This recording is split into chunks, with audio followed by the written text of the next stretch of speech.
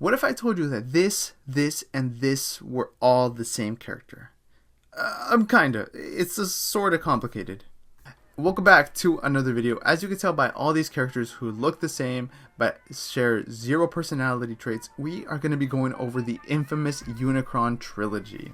An era of Transformers which was not meant to be part of the same continuity, but just ended up being so. And to answer why these characters actually do look alike, it's all about trademarks. For you see, in order to keep the licenses, Hasbro and Takara had to use certain characters' names. Even if the characters didn't match with the name or history, they did this in order to keep the trademark of the character name. This is why Downshift looks like Wheeljack here, but Wheeljack looks like an evil sideswipe here. But in order to understand what happened, let's go over these shows. Really quick, if you want to stay up to date with film and TV news, my boys and I have a live podcast every single week called The Usual Rejects, where we talk about just that. So go over there, subscribe, chat with us every week. Now, back to the video.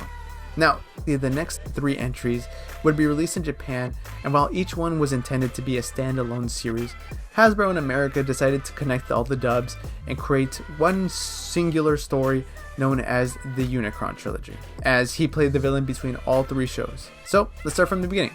This began with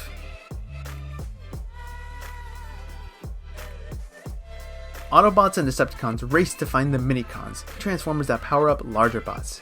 This show introduces a new Optimus Prime, Megatron, and Hotshot. The second half grows more intense, culminating in Unicron's awakening. In terms of pros though, we had a pretty strong build up for the later episodes, a lot of great foreshadowing, good character arcs, especially for that of Optimus and Starscream.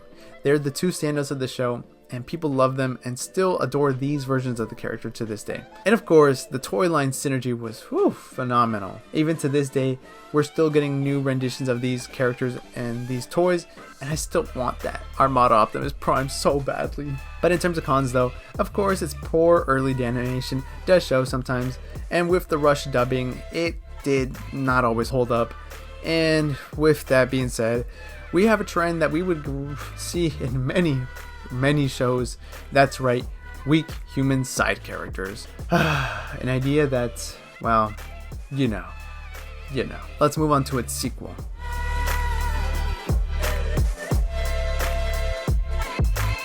This sequel to Armada, set 10 years later, follows the Autobots as they harvest energy while Unicron's body is still out there somewhere.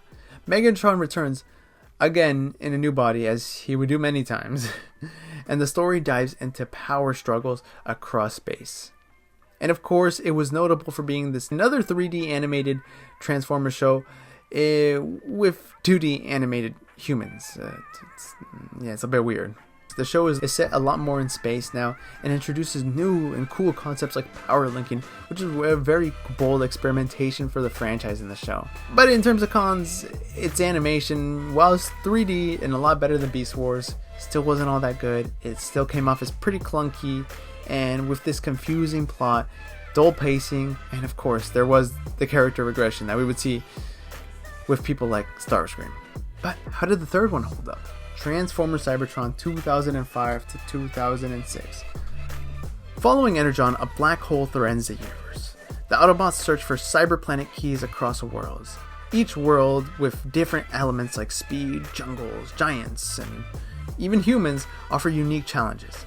Cybertron, while originally written as a standalone, was unfortunately dubbed to be in the Unicron trilogy, as we know. So what are the pros though? Well, we had a very cool setting. Set into space once again, we have a lot more planets and worlds to explore. And of course, we had these memorable designs, especially with that of Galaxy Convoy, aka Optimus Prime, who was a lot better looking than his Energon counterpart.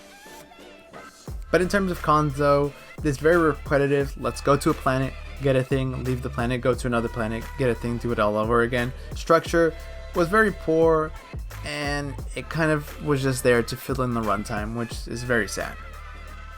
And there you have it. You wanted to learn about the Unicron trilogy? Well, now you know. What started off as a disconnected Frankenstein of a timeline has come to become a source of pride over the years.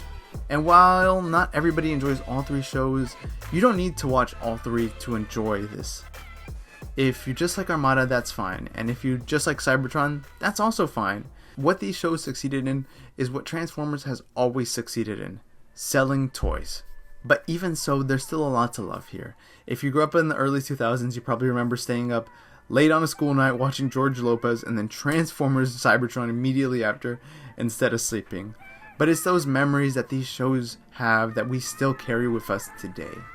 So if you have seen any of these shows, let me know down in the comments below. And as per usual, thank you, and thank you for taking the time out of your day to watch me talk about a very healthy Optimus Prime. Until next time, see you, Space Cowboys.